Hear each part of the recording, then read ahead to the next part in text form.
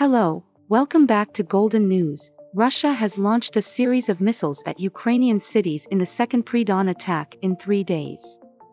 Pavlograd, a logistics hub near the central city of Dnipro, was hit ahead of a much-anticipated counteroffensive by Ukraine. The strike sparked a major fire, destroyed dozens of houses, and wounded 34 people. Hours later, the air raid alert sounded across the country, with the capital Kyiv among the targets. Across the country, the Ukrainian army said it shot down 15 of the 18 cruise missiles that had been fired. The most significant damage was in Pavlograd, a city in Ukrainian-held territory.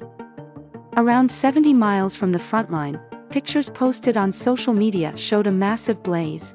One resident, Ol Litvinenko, said she was getting dressed to leave their house when both doors were smashed out by the explosion wave. I ran outside and saw that the garage was destroyed.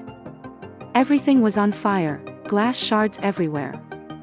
Had we been outside, we would have been killed, she said. Ukraine says it is finishing plans for a long-awaited offensive against Russian forces, supported by Western-supplied weapons and military equipment. Russia, meanwhile, is also preparing for a Ukrainian push, and has fortified its positions in occupied territory. In the latest change at the country's military leadership, CL Gen Mikhail Mizintsev, the Russian deputy defense minister who oversaw armed forces logistics, has been sacked.